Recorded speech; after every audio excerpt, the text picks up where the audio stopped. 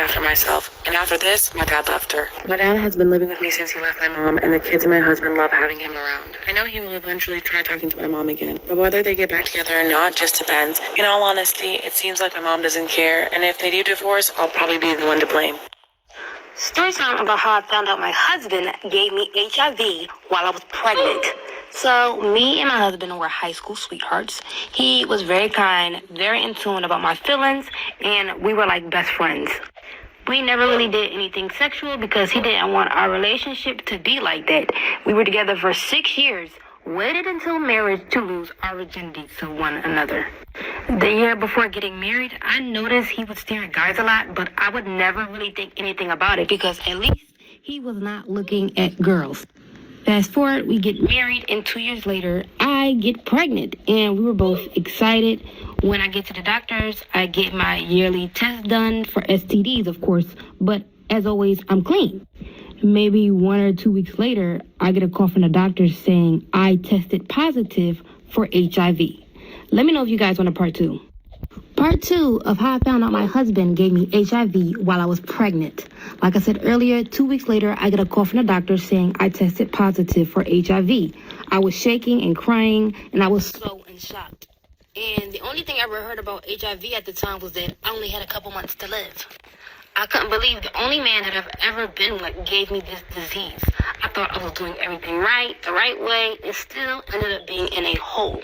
I was so nervous to confront my husband because I didn't think it was like him to cheat on me, and I thought maybe he thought I was cheating. So the next day, I pretended everything was fine. I lied to him and told him that my phone died and that I needed his to call my mother. He gave me his phone. I went into the bathroom, and immediately I start snooping.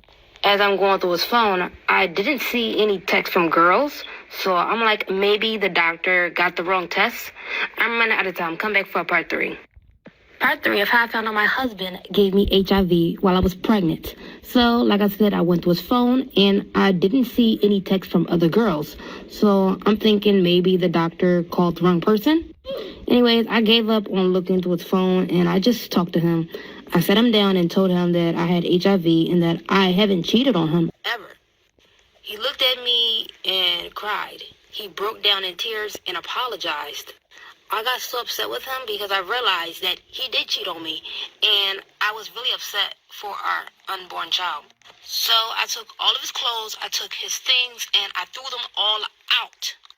Right before I kicked him out, I yelled at him saying, "Who was the girl that gave it to you?" And he told me it wasn't a girl. It was his friend David. Okay, so story time. So basically one time in 5th grade, my dad took me to get breakfast from Dunkin' Donuts. We went there before school like always, and as we were there, this strange man outside was staring at me and like making faces. Super creepy. We didn't know him or anything, so we walked inside and I was kind of freaked out. I told my dad that I was creeped out by him, and he told me that nothing bad was gonna happen. So he thought. So we got our foods and we ate it. Everything was fine, chill. After we were done, we got up to leave. The man was gone by now, so I felt better. But then on the way to my school, I saw him walking on the sidewalk. Like, I figured he was going to his house or, like, somewhere else. When we got to my school, no one was outside. It was kind of weird. We went to open the door because my dad was a part of the PTA, so he came in with me. The door, for some reason, was locked. My music teacher out of nowhere ran out and brought us inside quickly. She told us that our whole school was on code red. Scary. That a man was in our school, so we went inside and I went and hid in the music room. Like for part 2.